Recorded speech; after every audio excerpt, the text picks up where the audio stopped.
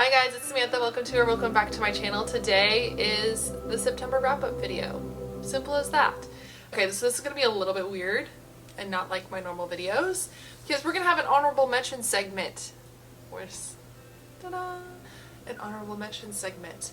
This is because I did not finish 4 books on purpose. I DNF'd them. I said, no more, Satan, I shall not treat you. The first book, if you guys don't know, I did do a vlog, and most of these books are on that vlog. So, you have been warned. I'll link the vlog below. You can watch me DNF it. But, yeah, these are the honorable mentions. The first step is going to be When the Lion Feeds by Wilbur Smith. Really brief. I'm just going to tell you why I DNF'd it. Racist, sexist, just not interested in this story. Yeah. So there's the first DNF. The second DNF, Honolulu by Alan Bernhardt. Sexist, racist. Not interested in reading it. If you're interested in what I found racist and sexist about these 2 books, you're more than welcome to watch the vlog. Like I said, I'll link it down below. But I'm not going to waste any more time on these. So there's this. Alright. The next one I DNF'd was, oh, let me look.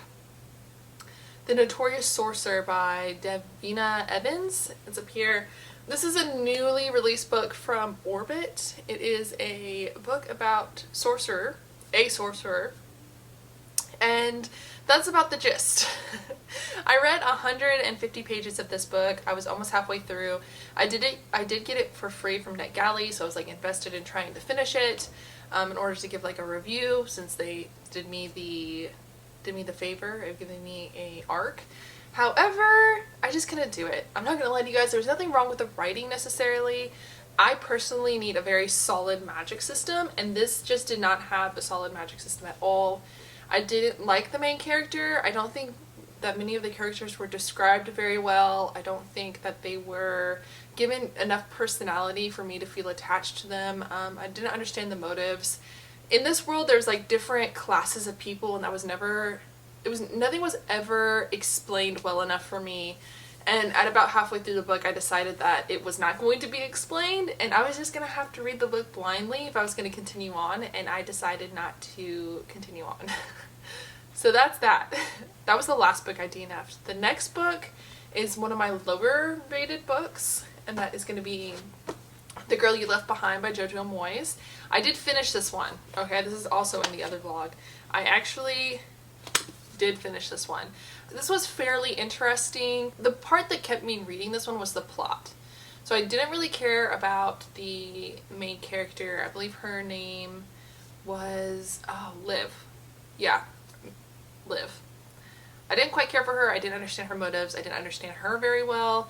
However, I did enjoy the historical aspect of this book, and I enjoyed the court case that occurs in this book. So, the synopsis of this book is basically a French town is occupied by Germans during the World War I.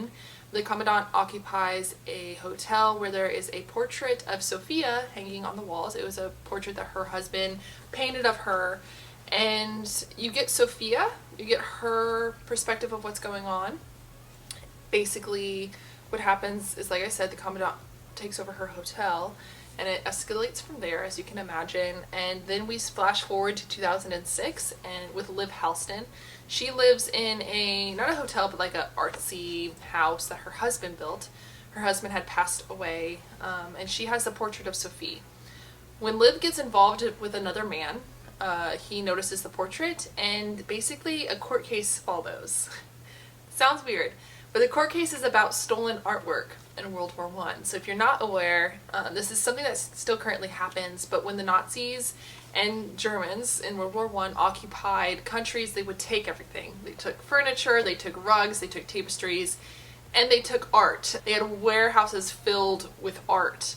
And even nowadays, there's a lot of missing art that is later on discovered, just like in this book, and you have to take it back from the family. Well, the goal is to take it back from the family and give it to the original family it either belonged to or historical museum setting, and that's kind of where you get the conflict in this book. That was the most interesting part.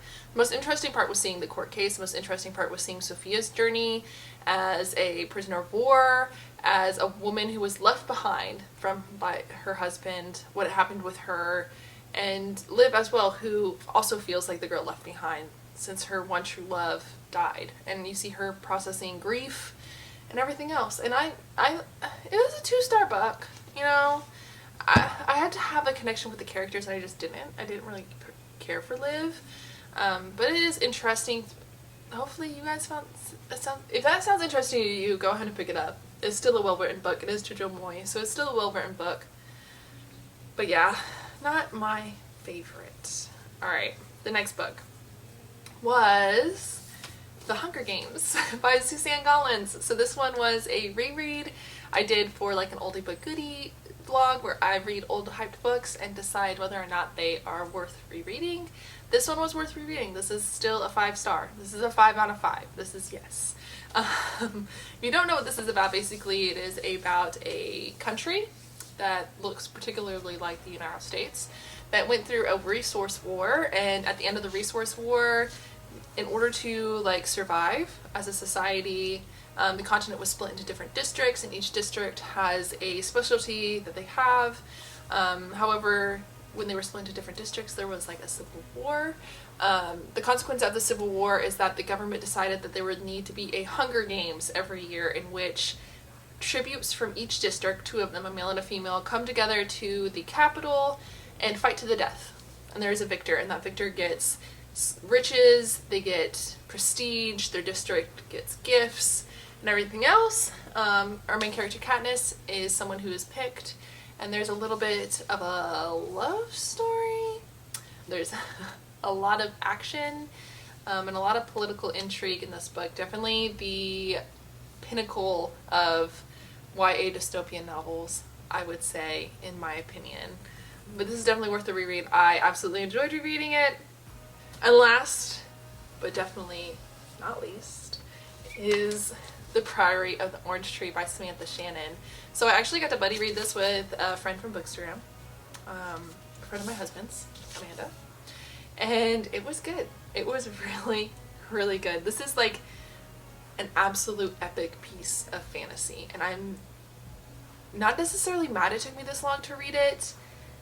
I am just very thankful that I read it and I didn't put it off anymore, because oh my gosh, this was beautiful. This was a beautiful sapphic romance. This was a beautiful dragon fantasy. This was kick-ass. There were so many good kick-ass characters in this book that I was rooting for.